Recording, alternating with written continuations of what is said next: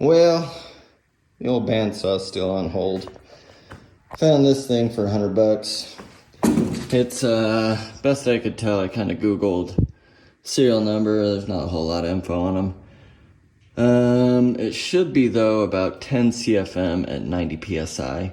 I think it's a 27-gallon tank, 230 volt. It's a dual cylinder pump. I mean, it looks like they kept the thing outside, but they're made by Sanborn. So Coleman PowerMate purchased Sanborn a long time ago. I'm pretty sure this thing's pretty old. But this is they made two models. This is the bigger of the two. I'm not 100% sure. I'm gonna have to take a close look at the tank. I don't know what kind of shape the tank is in. It could be full of rust based on what the outside looks like.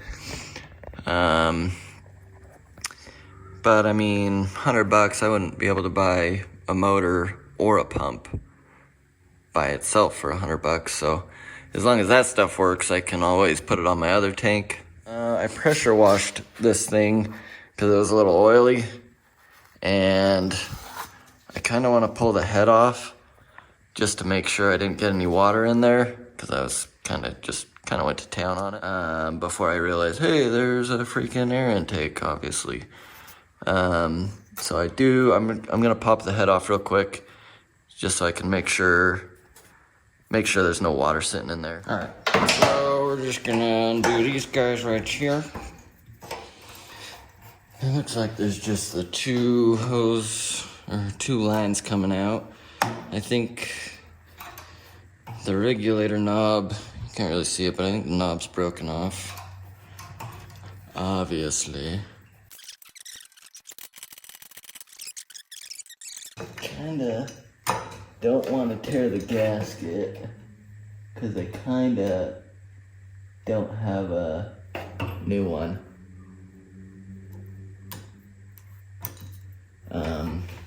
They are available. I did make sure parts were available for this thing before I bought it, because that is always helpful to be able to buy parts.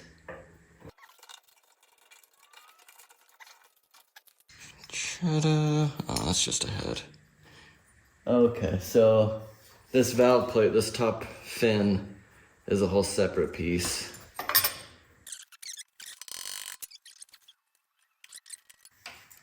It's always good to try to keep them intact if you plan on making one, so you can, just easier to have a pattern that way. So these are interesting. Okay, so that's just a piece of spring steel, and that when pressure is pushing on the back side, it seals. Pressure's going that way, it lets it just open right up. Boop, boop. I wanted to check the pistones, and the pistones look good. Cylinder wall is supposedly cast iron, so I could run a hone through it. It's pretty dirty, got a little bit of dirt in there, but kind of what you get with the air compressor that lives in a shop. Most people don't think to do maintenance on air compressors, like clean the air filter kind of stuff, but there is definitely oil on the cylinder walls. Planning on turning the whole thing down and slapping a coat of paint on it. Not going like crazy, not sanding everything, but just clean it up, slap a coat of maybe rust stop. The cylinder walls, I don't know if you can see that. It almost looks like somebody tried to hone it, because those, well, they're not really cross hatches. They're more just circular hatches. They don't do a lot of hatching. It looks like somebody just took a Scotch-Brite pad and went like that. But I don't think it really matters. I mean, it's not car engine that's going to be running 24/7. If the rings are seated, they're seated. If they're not, they're never going to be. According to the parts diagrams, there is an oil scraper and I think 2 compression rings on these guys. Alright, so it's been a little bit since I messed with the air compressor. Finally warmed up, so I went out and I started building a chicken coop. You know, just getting sidetracked left and right. But we needed a bigger chicken coop. They didn't have a whole lot of room over this winter. We have nine chickens, and yeah, I felt kind of bad for him some of those nights. Anyways, here's our gaskets. I'm gonna try to replace them both. I could probably get away reusing this one. It's not torn anywhere, but we'll see how this one goes. I'm not very good at making gaskets. I have made quite a few in my time, but every time it's always more work than you think. These things are pretty tricky, or they can be pretty tricky, especially complicated pieces like this one. It's got kind of a lot going on. Let's see. So it's a little punch and die set. It's a 3/8, 5/16. That'll be good. So we'll stick our gasket, our new gasket in, line up where the hole goes, and then you just whack this right through it. It's got a beveled end and a flat end. Come on. Beveled end, or no, flat end, beveled end. So the bevel is so that when you hit it and it starts to mushroom out, it won't affect, well, I guess it doesn't really matter because it doesn't actually have to pass all the way through. But the flat end is the end that cuts. And also, so this is the valve plate. This gets sandwiched between the head and the cylinder. And I sanded it a little bit, and it's super dished. You can see all the 4 corners were rubbing, and I was just starting to rub here in the middle. Apparently it doesn't matter, because like they didn't even take the time to machine this. This is just how it was cast. Same with this side. This is just as cast, not even machined. So I just hit it on a piece of sandpaper, a little bit of that, and just went until it was kind of touching all throughout on both sides. And that'll be more than good enough. If you were trying to keep like oil or antifreeze, something liquid and pressurized, then you'd want to machine that thing, or at least spend a lot more time than I did trying to flatten it on a surface plate. But yeah, it's not gonna matter, especially with a 30 thousandths thick gasket getting squished in there. So what I'm gonna do is I'm just gonna get it up in the corner here, because that'll mean I have 2 less edges to cut. And it's a little bit deformed, so we're just gonna do our best, and then we'll have to make some hopefully minor adjustments once we test fit it. So what's this thing? Nice looking pen. So we're gonna use this pen. Let's see here, and we're just gonna trace it out. And everywhere that the gasket's missing, just kind of fill it in.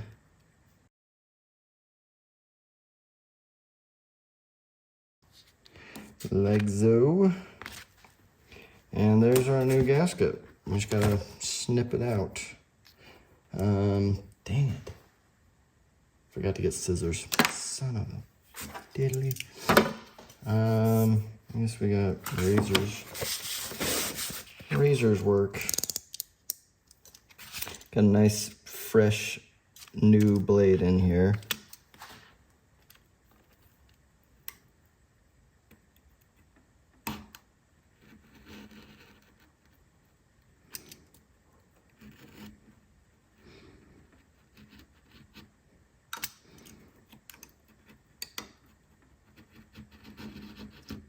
You just want to make sure we get all the way through.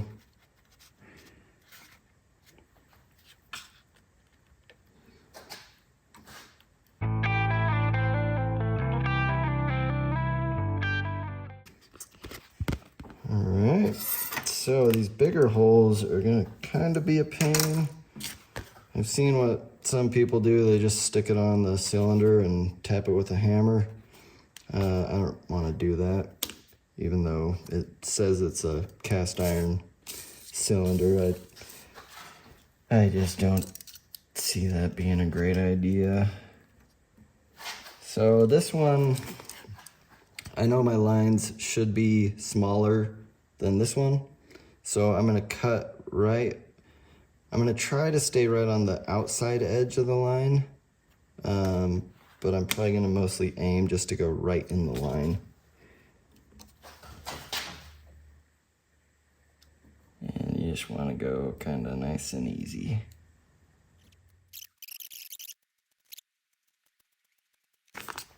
Okay, see what I mean? I cut out the line. That way the gasket won't be hanging into the cylinder. Hopefully, anyways. Alright, so let's see, our hole we decided was 5/16, I think. So what we're gonna do is we're just gonna line up the hole. See, just like so.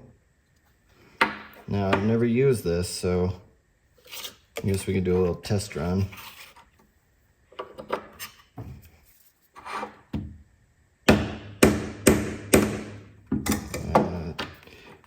Didn't feel great. Didn't good enough for the girls I go out with. Alright, so we're gonna line up our holes. See, that's about the best I can do you for.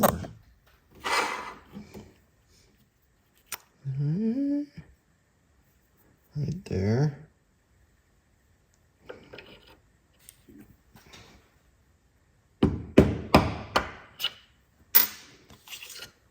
There it is. See, I'm a little bit off. Oops.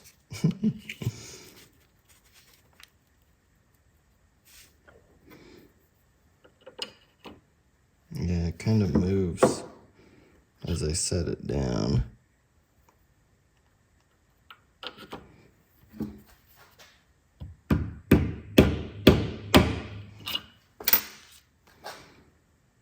A little better.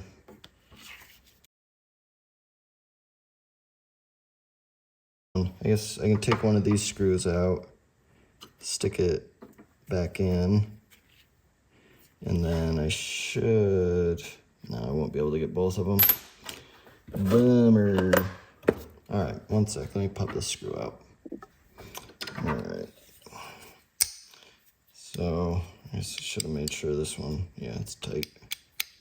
So I don't really want it to move and lose whatever alignment it has.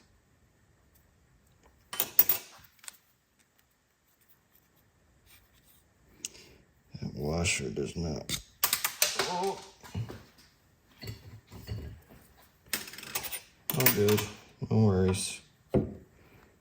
So, just stick her in there, and hopefully it doesn't move.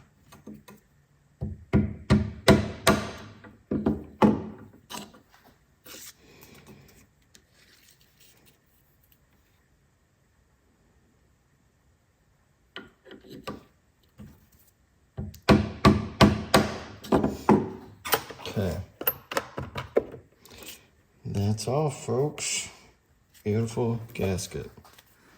So let's see how we did. Oh yeah, that'll work. That'll work fine.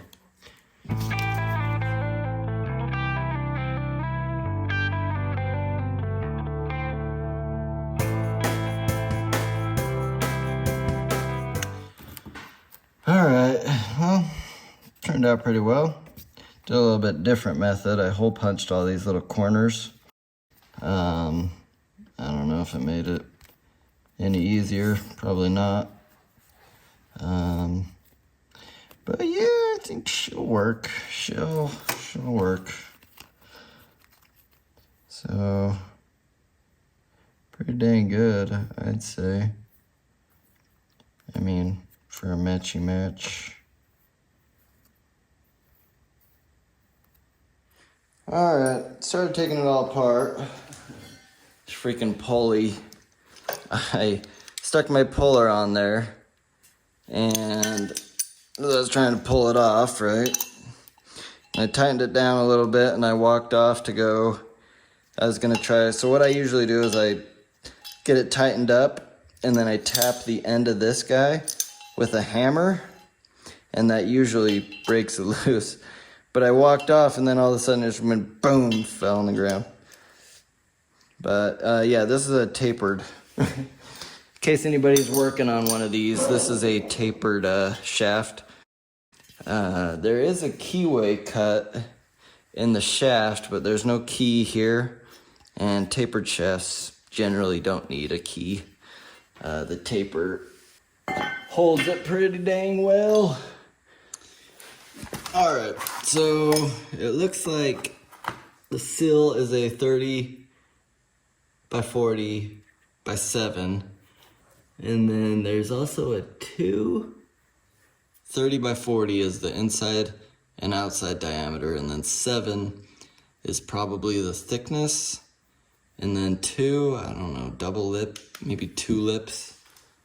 It's just a generic, basic, standard 30 by 40 sill, basically. So I don't think the oil level goes up this high. I'm pretty sure it's all down here. I need to drain the oil at some point. Alright, so I keep a couple chisels, a couple old chisels for scraping gaskets and stuff like that. I do have some that I keep sharp in case I need to do any wood chiseling, but those days are behind me. Moved on to metalworking.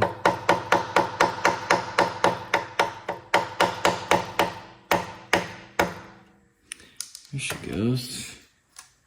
She's moving. Yeah, half of the gasket's staying on the case. The other half is staying on the plate. Lame.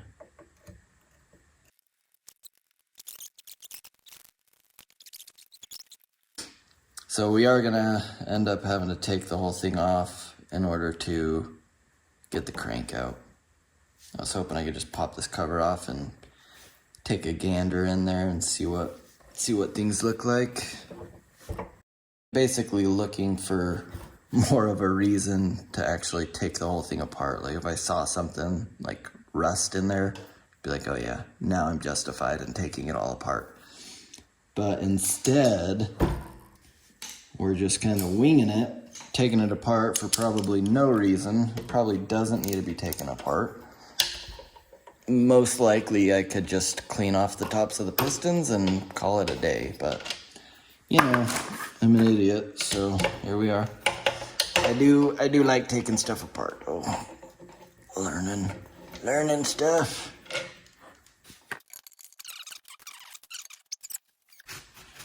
Yeah, that's some clean oil. I bet when I bought it, I bet the guy topped her off. And I bet it was leaking, and I bet it leaked to the point where there wasn't very much oil. And I bet he just topped it off to sell it in case somebody looked at the oil and was like, hey man, there's no oil in here. Alright, got her kind of leaned up against the air compressor so I can pull out the old drain plug-a-rooney. And we'll just dump her into this here bin. Paint thing. Paint thing. Right there. Yeah, I mean, it's actually not all that clean. It just looked a little clean for a second. Not a whole lot of oil. I was reading online, I was trying to find like a manual for this to figure out what kind of oil to use, how much. Sounds like they only hold about 16 ounces or 18 ounces is what it said. So not a whole lot of oil in these. So when I was reading online, it said to use either straight mineral oil or straight 30 weight with no detergents. So the detergents make it foam, and foamy oil isn't good. But this stuff seems more like gear oil almost. Pretty thick. All right, let's save the last bolt for all of us. That way it can be a surprise for everybody.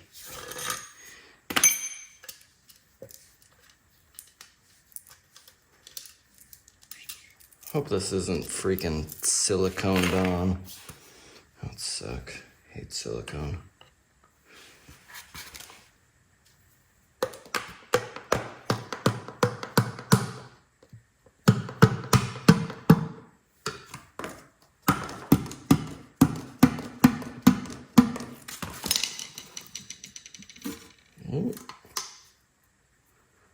Well, of course, it's another friggin' paper gasket. Where would we be without all the damn paper gaskets? I like O-ring gasket deals. Those are the best. Like on your freaking transmission pans. Reusable. Eee. Oh, those are just bubbles. I thought it was metal flakes, but I think it's just little, yeah, they're just little bubbles. Little air bubbles. There's a little bit of looks like aluminum.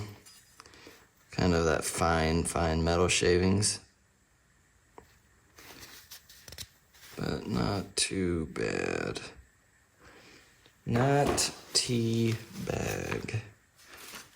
Yeah. So there's gonna be a bearing in this thing. This is that cap I was messing with. Then there's a bearing over here. And to take the crank out, you gotta unbolt the connecting rods, push the pistons out, and then the crankshaft will come right on out. Which is what we're gonna have to do. Plus we gotta make more gaskets. Yay. Alright, so I'm gonna do a center punch.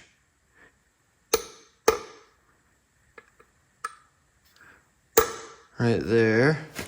Not very hard because it's just cast aluminum on the cap.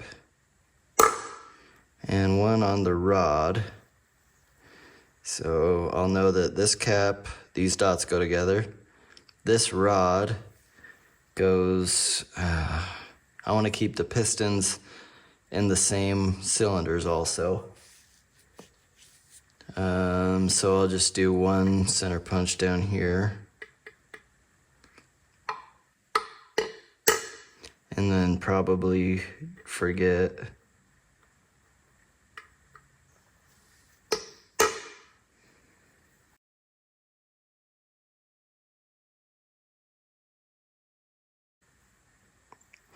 so on your dirt bike cylinder heads, on your 4-strokes, the cams use this same type of bearing. It's just aluminum.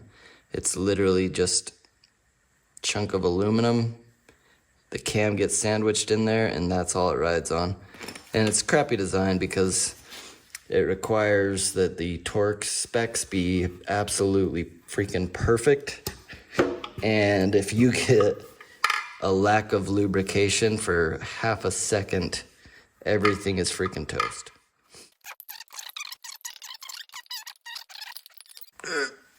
There she is. That is a big freaking bearing in there. Way bigger than I would have thought. Good, it feels very nice though, so we got that going for us. Dilemma is the only way to change that freaking seal is to press that bearing out of there. I may not mess with that, which I know is dumb because the only way to replace that seal is to, well, actually, it looks like you could pry the seal out this way without having to take the whole flipping thing apart. Let's see, 40? Yep, 40. So you could pop that seal out, just like a countershaft seal on a dirt bike. A lot of dirt bike references. That's what I grew up working on and learned how to work on. That's where I learned how to fix things, was the old dirt bikes. I wonder how press fitted that is. Yeah, that's a little tighter fit than I want to mess with. Especially there's a bunch of freaking rust on here.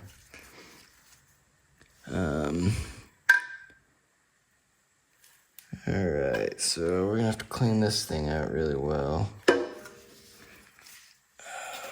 gonna stick that over there. Stick that over there. Give this the old flip around a Rooney. And we're just gonna do kind of the same thing. I'm gonna give this piston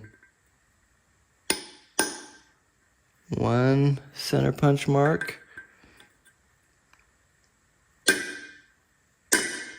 one center punch mark, and then this one we're gonna give 2 center punch marks. 2 center punch marks. So those are just tiny, tiny little dots. Not gonna hurt nothing. And it's gonna tell me which way the pistons go in so I don't put them in the wrong way. And it's gonna tell me which one goes on which side. Yeah, let's see how she looks. Looks good. Oh, shit.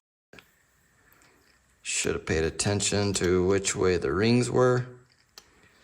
But man, these rings are barely even worn. So it looks like they have some sort of black oxide coating on them. And it is 100% still on the ring lands. And then the outer edges of the rings, it's just barely starting to wear off.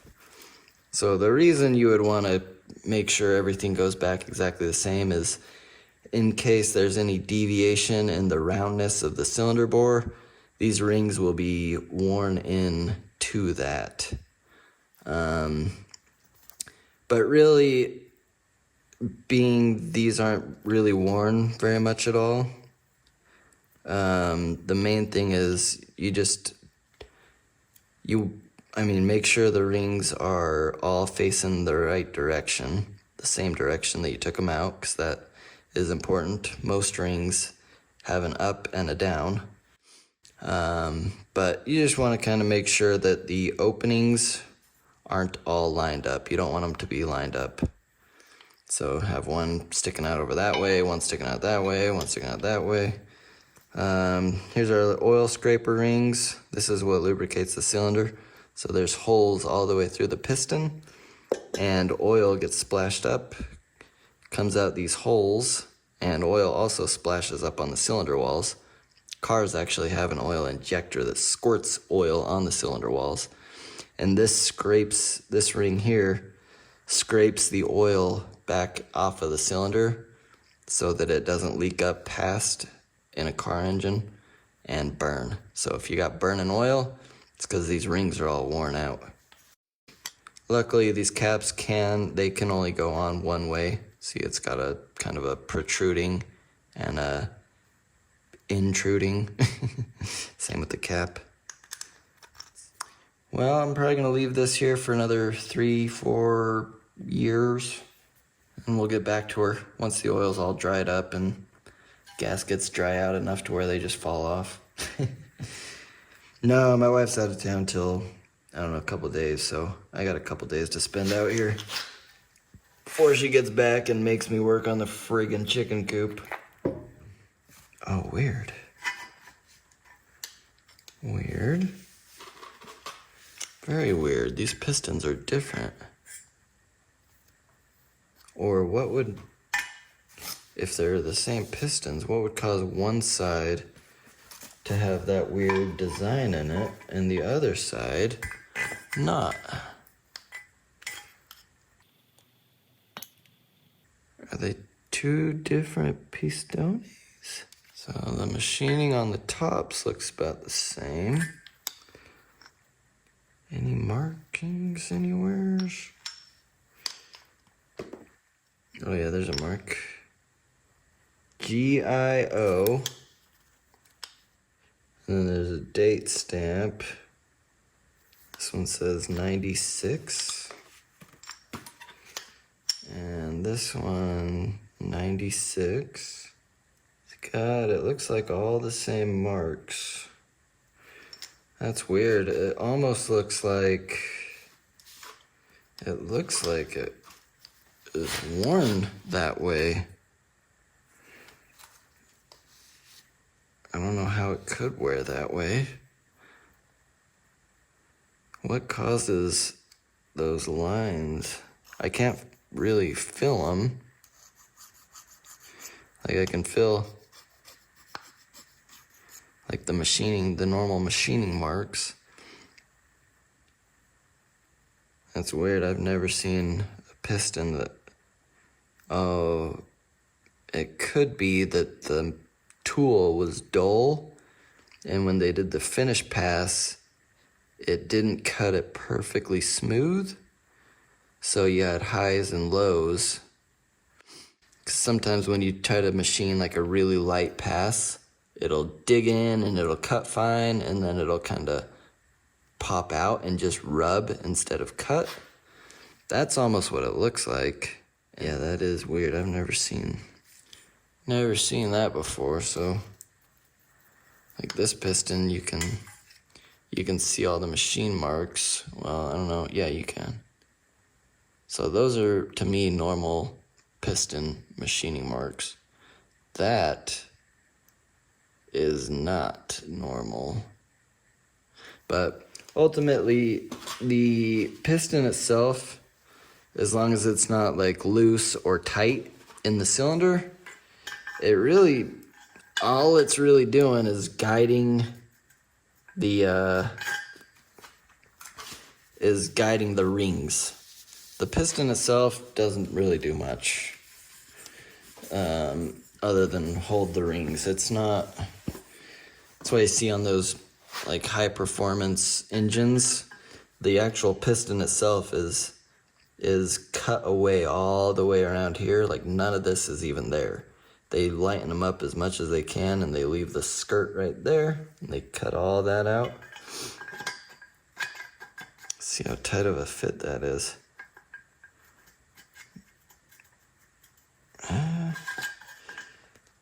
If anything, it's a touch on the loose side.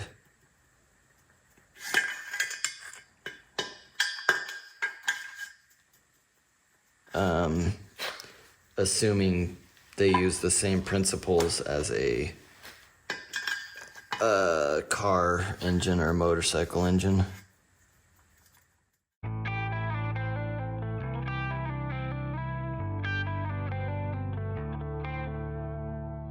And I found all the torque specs. They're in one of the exploded diagrams for this thing.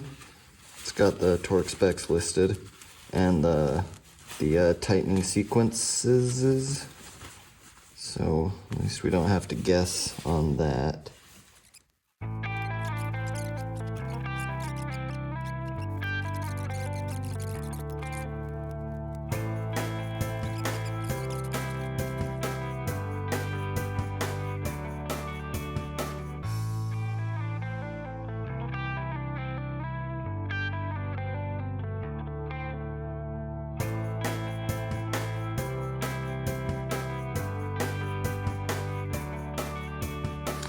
Alright, so the freaking cylinder sleeves are razor sharp down here. Sliced my finger. So I'm gonna try, see. Yeah, this is kinda hard. It's kinda, the cast iron seems a little bit hard. And I can't really get a very good angle on it. Guess I can try a little file. Sharp edges like that are where cracks will develop. Not that I think this would ever crack. That'd be a pretty wild long shot, but that's where they would happen. I also don't want to cut my freaking hand again when I'm messing with trying to get the pistons in. So I'm gonna try to file that. Alright, so here's our little witness marks. I got 1 and 1, and here's the one for 2. I do not have a ring compressor, which is kind of a bummer. But what I'm gonna do, I have a smooth, it's for diesel intercooler, so it's smooth inside. Well, smoother. It's not actually stamped all the way through. So I think this should work pretty well. They're not too hard to finagle in, even without a ring compressor, but it definitely helps. So I'm gonna oil these up, get a little bit of lube on them. And now we're gonna make sure none of our ring gaps are lined up. We don't want them to be right next to each other. So I've got this lower scraper down here, and I've got this guy, and it is, where is it? Oh, right there. And then the upper scraper is right there. And then these guys, we'll just put one there, one there.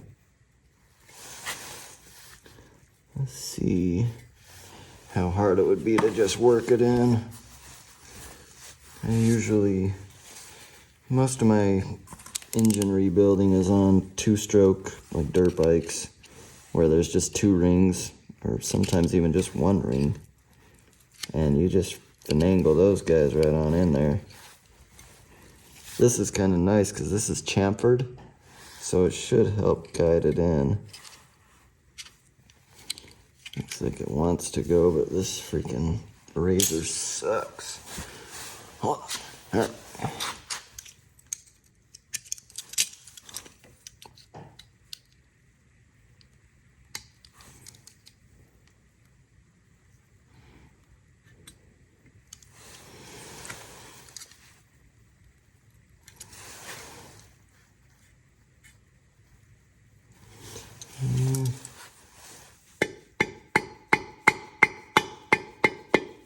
Oh, there we go. So ring gap, upper ring gap, and then the oil ring gap is back there. Yeah, we're still pretty well spread out.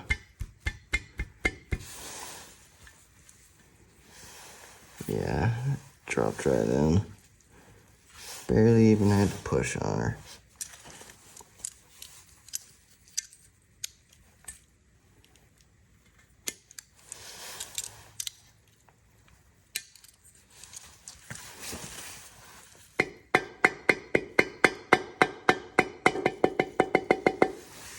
Okay, we got all 3 oil rings.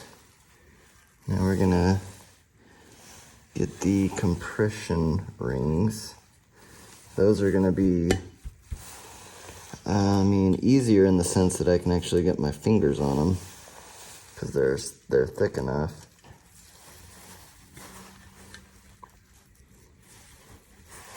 So you just squeeze them together with your fingers and push it in.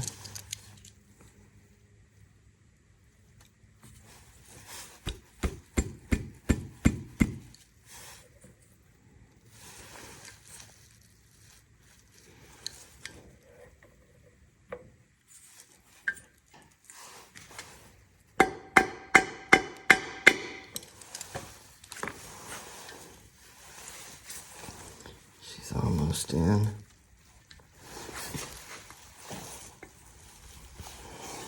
Push.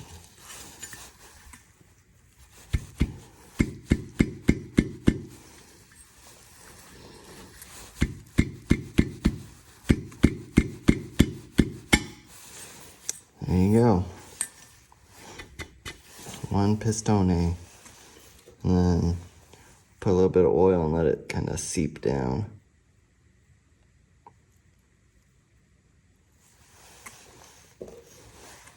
Seep down the edges there. Alright, so before I put the head on, I think I want to get the crank in, just in case I forget.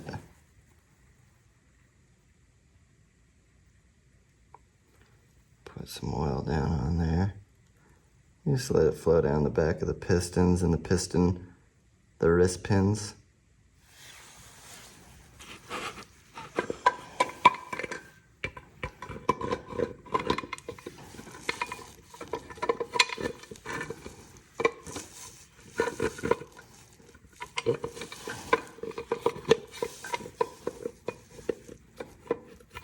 Okay, got her.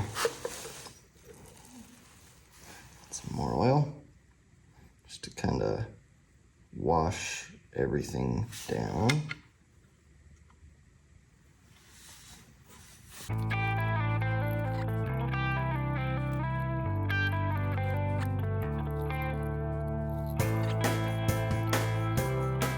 And we'll just give them just a little bit.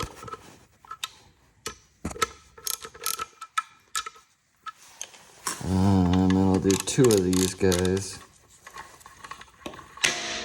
Oops. Because I'm going to have to take them back out, clean them. Can't do all this work and not clean the bolt heads off, right? That would be silly. Alright, so it says 160 to 200 inch-pounds. So I've got this guy on 160. We're going to see what that feels like. Just going to go part way on one.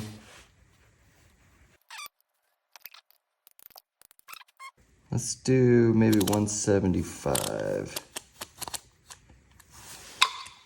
See how that feels. Surprised they don't have an actual spec.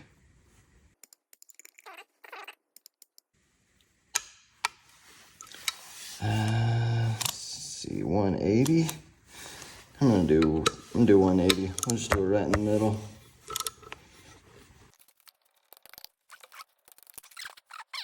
So I guess maybe it doesn't need to be crazy tight. I guess we'll find out. Alright, it says 170 to 230 inch-pounds, and I got some washers for them. It looks like there was no washers before, but I got washers.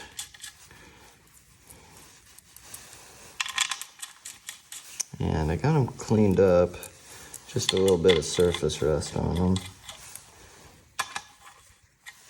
So let's see, we're already at 180, so I guess we'll stick with that. And it did have a torque sequence, obviously crisscross.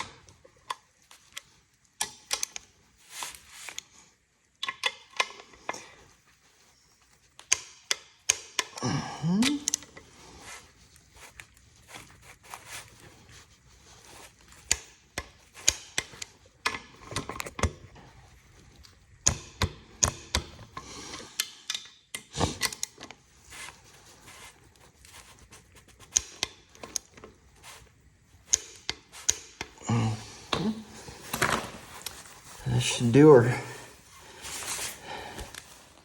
Well, I took the drain out and it was plugged with dirt. Not really rust, but dirt. And that's why I thought it was dry when I bought it. because I opened up the drain and nothing came out, and I didn't check beyond that. But yeah, it was full of water, and the reason water didn't come out is because the drain was plugged. So it's this like, I don't know, it's not really rust color, it's like dirt color. So, I mean, worst case scenario, I've got that other red tank from my old compressor I can always use. Could always just chop this motor and pump mount off and weld it on top of my old tank, which we might have to do. Alright, I got her all done up, hanging from my garage door opener, and cleaned up the motor, sanded it, and then wiped it all down with some acetone. The tank cleaned up pretty nice. There's no dents or anything. Yeah, we just don't really know the condition of the insides. So I guess we'll cross that bridge when we get to it. Made a freaking mess though, sanding all this crap. Scraped off all the grime, and then I sanded it with 320 and wiped it down with acetone. That's good enough for me. Well, I almost forgot about the grill and that other little guard and that little bracket and the wheel over there. So brushed all those down, laid out a little bit of tarpy stuff so it doesn't get overspray all over the place. And the paint I'm using is going to be this stuff here. So it's a matte finish, which I would prefer gloss on something like this. But this paint actually hardens up.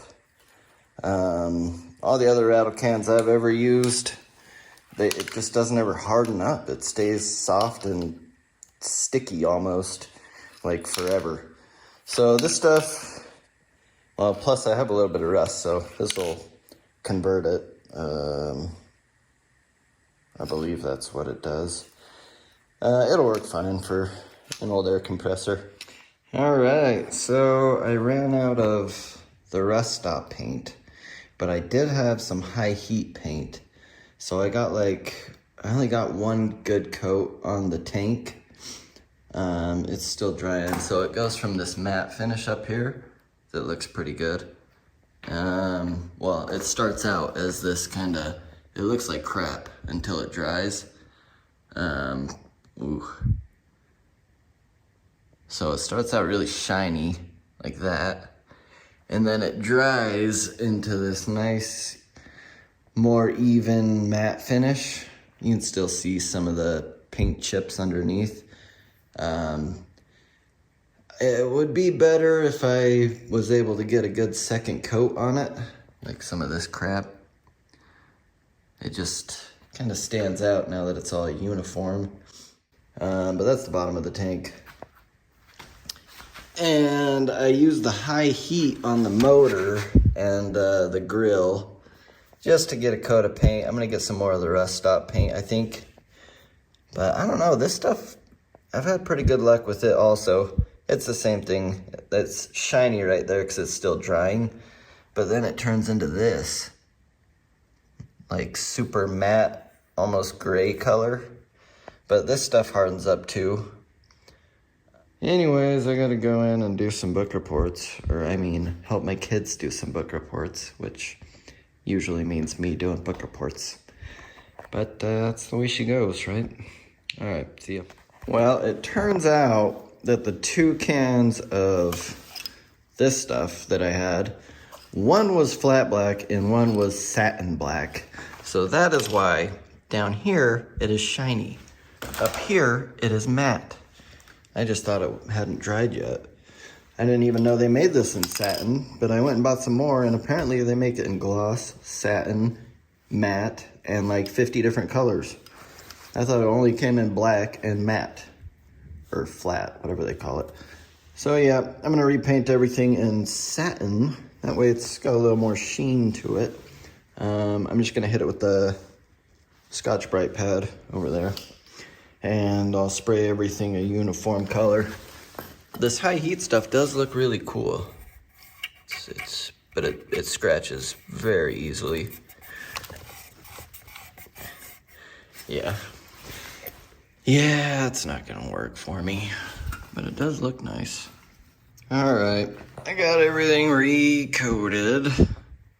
Turned out pretty well. I think the matte finish is a better paint. This stuff, the satin, seems more like just regular spray paint. It doesn't dry nearly as fast. And like the problem with spray paint is it's really hard to get like an even coat, especially on big flat areas like this. So you'll get areas that are shinier than others. Obviously this isn't completely dry yet, and it'll even out a little once it's all the way dry. But the flat black paint does better at covering these blemishes, which doesn't matter. I just wanted to make it look like it hadn't been sitting outside for 10 years, and I think we accomplished that. All right, just to be extra super duper safe, I broke this thing loose. Ew. It's pretty gross. Ew, it's just an O-ring. Let's see what else we can see. Still can't see nothing. Where'd my flashlight go? There it is. Man, I gotta clean this place up. It's freaking stressing me out. All right, what do we got? I can barely see top of the tank. So that doesn't look bad, the top. I don't know what exactly. Oh, that's the outlet right there. What else? I'm gonna clean this all up, try to make it, see how nice we can get it looking. Put the actual cable inside the clamp. So, I mean, worst case scenario, I have that tank over yonder that I can use if I don't think this tank's up to the task. Well, I'm not entirely sure where I left off. This crap's been sitting here. It doesn't seem like it because I clipped this into the original video, you know. But it's been like a month or 2 or 3 or 4 since I worked on the air compressor. It's just been, you know, sitting here waiting for somebody to come in and finish it. Nobody ever did. Look at the gaskets fell off. They're all, I mean, mountain bike season kind of started, so been doing that, but now it's like 8 million degrees. I think earlier I was complaining about it being freezing cold, and yeah, now 10 minutes later into the video and complaining about it being 1 million degrees. So anyways, I think, well, I'm just gonna end up using this tank instead of this one. I washed it all out and inspected the insides of it as best I could, and there was some pretty good sized chunks of rust in there. But yeah, I mean, what do you do? Other than, sorry, I hit the button to stop recording. Anyway, so yeah, other than cutting this off or making a whole new one to try to weld onto that, I don't know, I might end up doing that someday just because that tank can handle higher pressure and it's a little bit bigger. But today's not that day. I just want to get it back together so I can use the dang thing. I've been having to use that pile of junk for a while. But yeah, I washed it all out, and I don't know if I should have, but I sprayed a boatload of rust stop paint in through this side and up through the bottom hole. And then I let it sit out in the sun for a while, and yeah, hopefully that doesn't cause any problems. I'm gonna be running filters and everything on the air coming out of here, just in case the paint flakes off. But I figured, I mean, either paint's gonna be flaking off or rust is gonna be flaking off, so yeah, what difference does it make? It's gonna have to go through filters anyways. All right, clean these bad boys up. All right, I got the bottom cover on. It said to torque to 30 to 70 inch-pounds, or no, 30 to 50 inch-pounds. So I just did 45. It's a pretty big range, basically. I think that basically means just tighten it down. So yeah, this just goes on here like so. The filter goes over here. And then this goes on top like so. All right, so got the head on, torqued it to, torque specs say like 250 to 300. I went to about 275, and the torque pattern is the same as pretty much everything. Start in the middle, work your way out in a crisscross. So 1, 2, 3, 4, 5, 6, 7, 8, something like that. You work your way out from the middle. Yeah, pretty simple. If anybody ever needed to rebuild these, they're not difficult. As long as the cylinder's in good shape, you can just get some new rings or new piston and rings, whatever floats your boat. Mine were in good enough shape that I'm not gonna mess with replacing anything. Yeah, all right, cleaned off around the edge where this closes. So I should be able to close and not have any Teflon in between. I don't think it would matter. Teflon is compressible and made for helping seal stuff, so I got this pretty well covered up. And then, yeah, I'll just thread this guy in, tighten her down till she stops. And then this, because it has an O-ring, shouldn't need to be super tight. So I'll just go, pretty tight. Yep. Alright, so I also got one of these. I haven't even checked to make sure it's the right one. I got it off Amazon, so it's not the actual brand. So I don't know if it'll fit. It looks very similar though. So I think it'll work. Just want to make sure. There's no O-ring. Yeah, this thing it's your pressure regulator, I believe. This one was all messed up. So it looks like it should work just fine though. Screw it on there. And I also got new gauges, but now that I'm looking at it, I'm not sure they're gonna fit. Not a lot of room. Not a lot of room. Where are they? Oh, so, yeah. 0 to 200 PSIs. And I should maybe fit. Let's see if we can get one of these off. Come on. Looking like 7/16.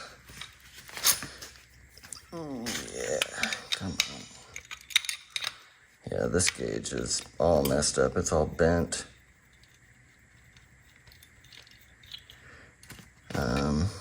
Ew. It's all full of pipe dope. That's why you gotta be careful with the pipe dope. Oh, actually, that's more like calcium buildup. Maybe really old pipe dope. Make sure it fits. I don't know if I'll be able to. Yeah, we're kind of hitting just barely.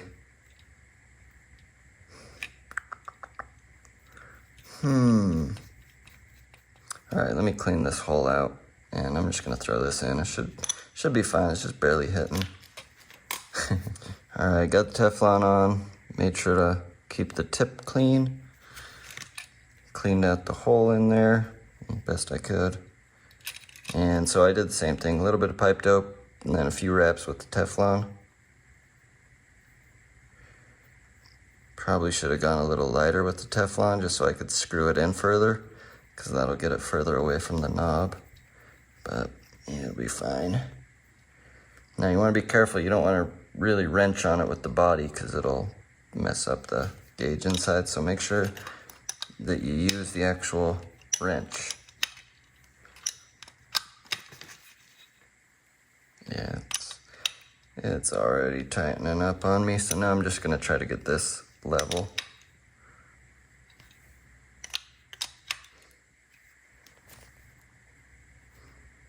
Right about there.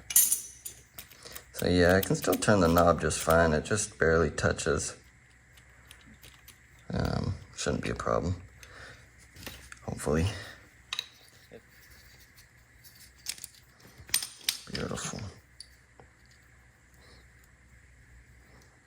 Okay, should work. And then make sure I got the right size. Yeah, looks good. So let's try to get her bent up. All right, got it nice and straight like. So we're gonna start our bend right about there. This stuff bends quite a bit easier than the 3/8. I could bring it up and down and over.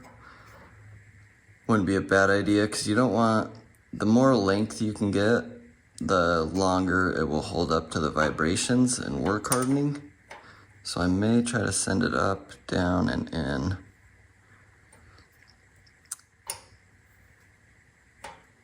Just to give it some room to flex, you know? Yeah, I'm gonna try that.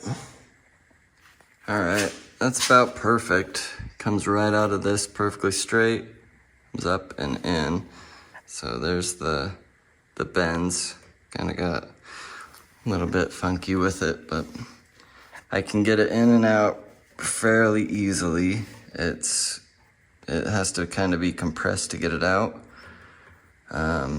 But yeah, this should work great. So now the big line goes all the way over to here and up into there. All right, so goes something like a dish. So I think I want it to come out like so, bend around, and then start bending in. This stuff's, it just feels like it wants to just kink.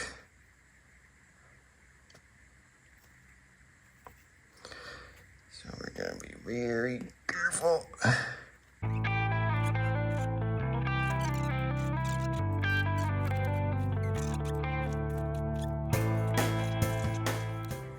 All right, I think I got it. It's pretty good. Fits in there nice. There's no like tension or anything. They go right into the holes, perfectly straight. Perfectly straight-ish. And I can get them in and out. It just takes a little bit of pulling. And then once it's in, it fits like a glove. All right, I think I got everything tightened up. Got the belt nice and tight. Got the pulleys on, got the motor bolted down. I've got the cable from the motor to the switch on. All right, I think I got her all done. I ended up running the main power cable through this plate that everything's mounted on, and it just comes right out. And I need to get a plug, but so far I think it looks pretty good. Well, I ran into a little dilemma with this same gauge, so I need to get this in there, but this really hits. There's no way. Like it's doesn't really look like it in the video, but it's hitting quite a bit. So options here are to get like a 2-inch nipple and just extend this thing all the way out here with a long nipple. Oops. For now, I guess I'll just throw the other gauge back on. Man, they do not give much room. So I had to make sure that this was turned so the flat was right there. And man, it's like a millimeter away. And then this, I mean, I got it snug, but Yeah, there's like no room to get a wrench in there. So once I get the nipple, I'll pull this back off, take this off, and swap the gauge back out. All right. Just gotta fill her on up with a little bit of Husky synthetic blend non-detergent high performance. The main thing is you want non-detergent. All right, so plugged in, moment of truth.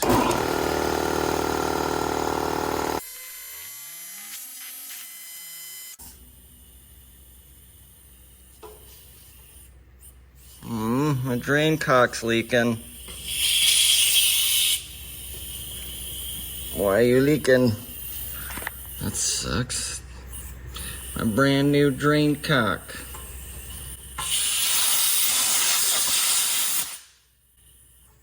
Must have got a piece of Teflon stuck in it. Let me flip it up, see if I can tighten it a little tighter. Alright, I just tightened the drain cock and then loosened it and tightened it and loosened it a few times. And now it seems to seal up just finger tight. But while we're here, I can hear another leak somewhere. It's probably that gauge. It's because I didn't get it very tight. That guy. Let's see. I don't think there's any soap in my soapy water. No, that's just straight water. Shoot, where is it? I can hear it. Yeah, I can't tell where it's coming from, but I can definitely hear it. See if you can hear it. Where is it? Oh, weird. So this, well, you guys probably can't hear it, but when the switch is on, or when the switch is off, rather, I can hear it leaking. Turn the switch back to on, and now it's not leaking. That's weird. Alright, the only thing I can think of is when it's turned off, maybe it has something that just drains the tank really, really slowly for you. Because I guess there's gotta be like a diaphragm of some sort. I don't know. Well, I think I found my problem. So there's the little diaphragm, and it doesn't look too hot. It looks a little messed up. So, ew, it's pretty rusty up in there too. Shoot, I knew I should have just ordered a whole new freaking thingy. Come on, buddy. Nice and easy like. Roll it.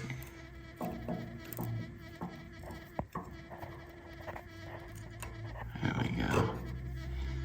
Let's see what it looks like. What the heck, is it just a piece of rubber? Feels like it's just a chunk of rubber gasket. But yeah, definitely eating away there.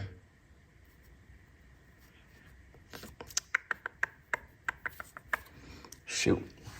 So right now it'd be on and then it'd be off. So I think what happens, this spring goes there, this pivots on the backside, and then that round thing you can see back down on the bottom, that pushes on the diaphragm. Once there's enough pressure in there, it pushes it up, which closes the contact. So,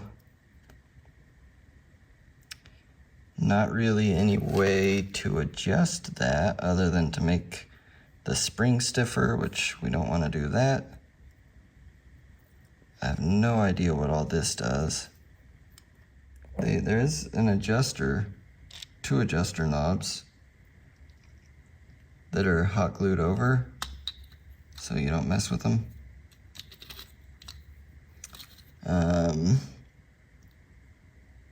Okay, one of them adjusts the tension on this spring that pushes this down, so that would increase the air pressure if I loosened that one. And then this one seems like it would mess with this white thing. This second screw would do something with this white pin that rests right there. And it also feels spring-loaded. For now, I guess we're kind of stuck until I can get a new one of these things, or just a whole new switch. Yeah, let's see, part number.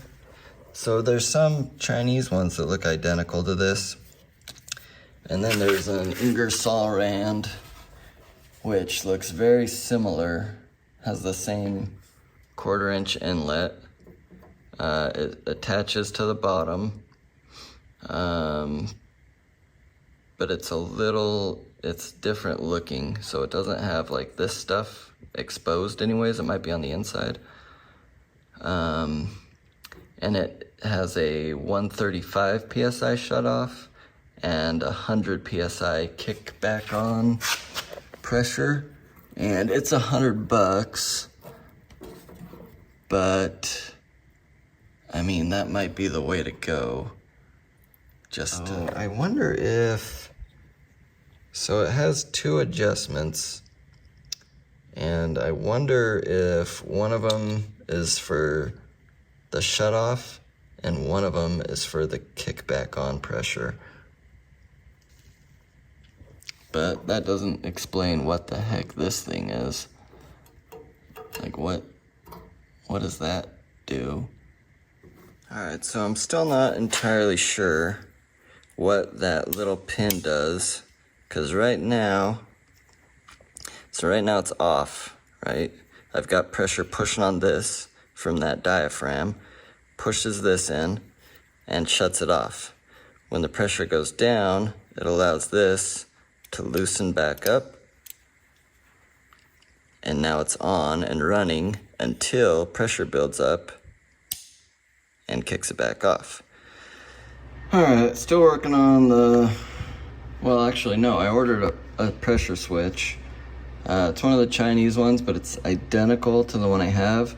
So I think I'm just gonna pull the diaphragm out of that one and put it into mine. And hopefully they use the same diaphragm. It was $15. Otherwise, I don't know. Other option is the Square D, the Ingersoll Rand. There is Square D ones also, but they both require a little bit of plumbing. They're slightly different. And the Square D actually said it didn't have an unloader, and it had bad reviews because of that. It has something to do with releasing pressure so that it can turn back on. So that leaves me with the Ingersoll Rand, which would just require some plumbing. And yeah, that's the route I'll end up going if the diaphragm doesn't work in this one. For now though, I'm gonna drill a hole in this knob through the screw so that I can put a roll pin in it, so that hopefully it doesn't just slip and strip out. Just waiting for my stupid computer. Said it was doing an update, and I said it was restarting, but I ran it through all the Mach 4 stuff that tells it to not use Wi-Fi, not do updates, and for some reason it started up and said it was doing an update, so I don't know how that even happened. Wi-Fi should be completely shut off, but yep, I'll bring it back once I get a hole drilled. Alright, so I got the hole drilled, and I just turned the drill bit upside down, and we're gonna try to press her in. So right now it's just going through the plastic. It's gonna be pretty tight once we get to the metal, because I drilled it. The drill bit itself was 8 thousandths undersize. So, oh, looks like it's going though. Awesome. Right about there. Oops. Wipe some of that schmoo off.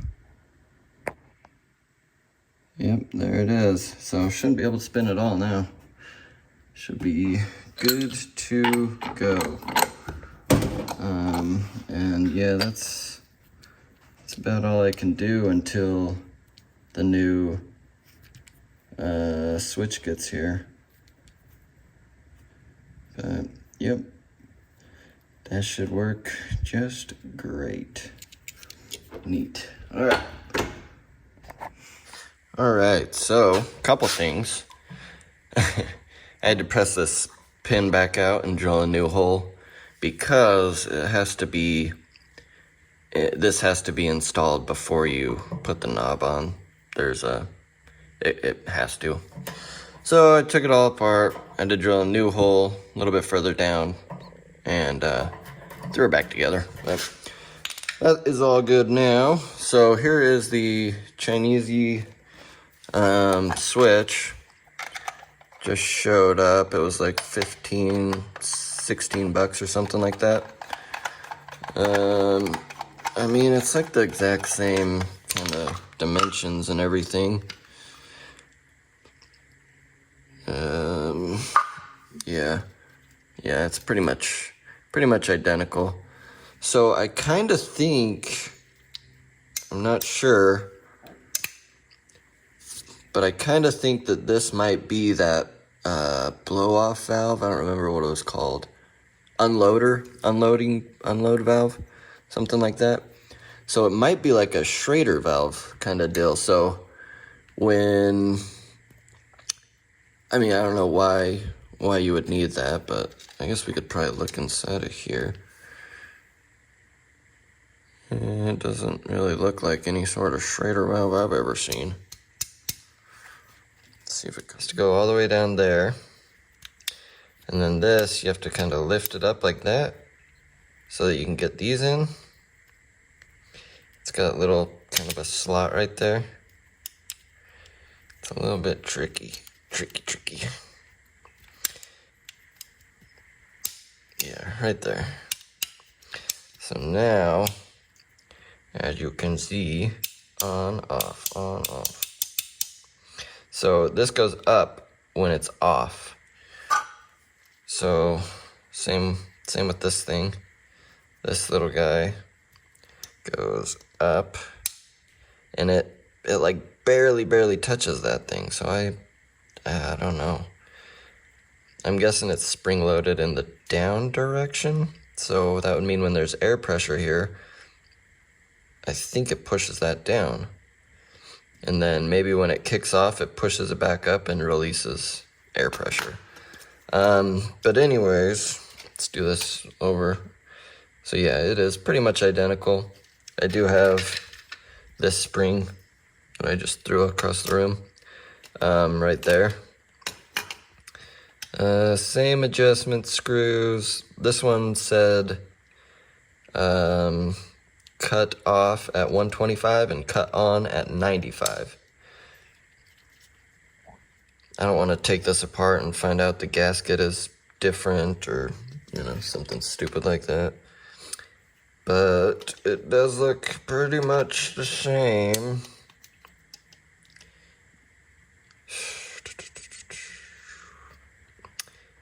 Yeah, I might just use the whole new one. Who's to say this isn't a Chinese replica of the original anyways. Gosh, yeah, let's...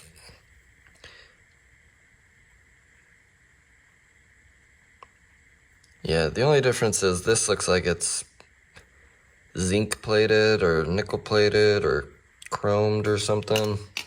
And this one is, well, no, this one is zinc plated. I think that's the gold. Usually zinc, but it looks all pretty much the same.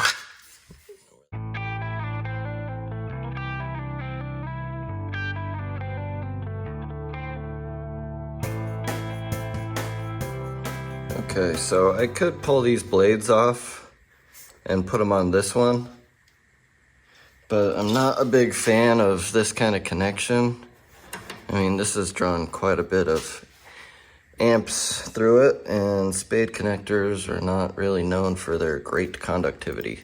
So I think I'm going to swap them out for some of these. Hopefully they're big enough, and they can be kind of bolted in. Just a little bit better connection.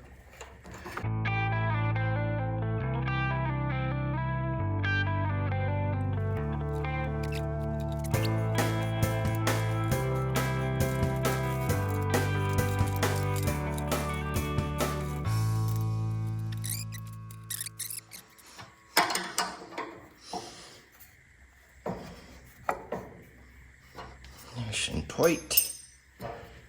Alright, I think I'll turn this down so I can kind of get an idea where off is and where on is. And take you off of the thingamajig. So, actually, let me throw you back up here. I'm gonna plug her in. Make sure it's turned off. This doesn't have a sticker on it like the old one. So, on is down. This should be off. Yeah, there's the contactor. Two. Plug her in. Pick you guys up. And where did that little rubber plugger go? I knocked it off when I was doing something. Probably not. Let's turn her on. Moment of truth.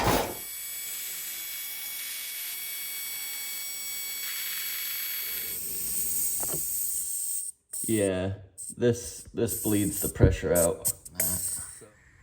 So yeah, this is saying we're at 120. I think. Let's see if we can get it to go back on.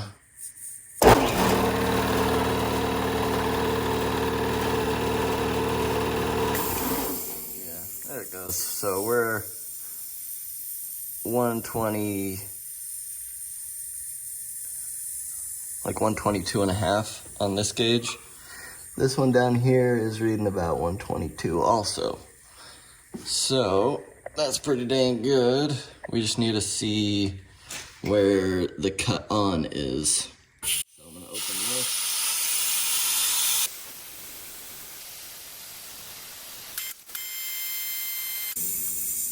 Nice. I think that's pretty good. So it cut on, it was 95 on this gauge and about 100 on this gauge. So I don't know which one's more accurate. And then it cut off right at about 124 this time. And this gauge says about 126.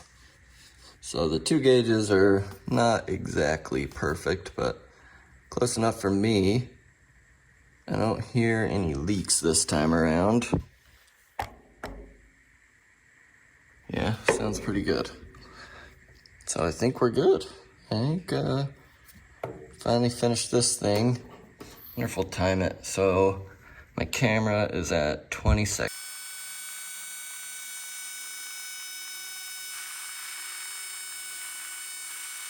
Nice. So yeah, it looks like 126 and 124. And I did find that little rubber cap.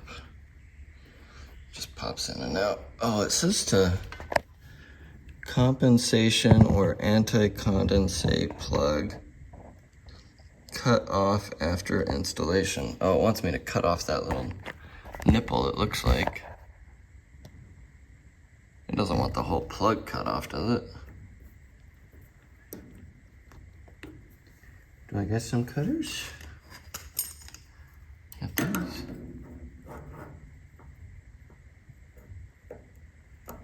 Nope, those don't work. Got my Leatherman scissors.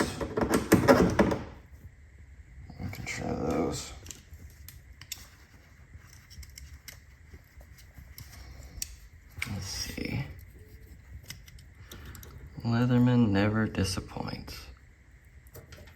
Boop. There's a hole in it.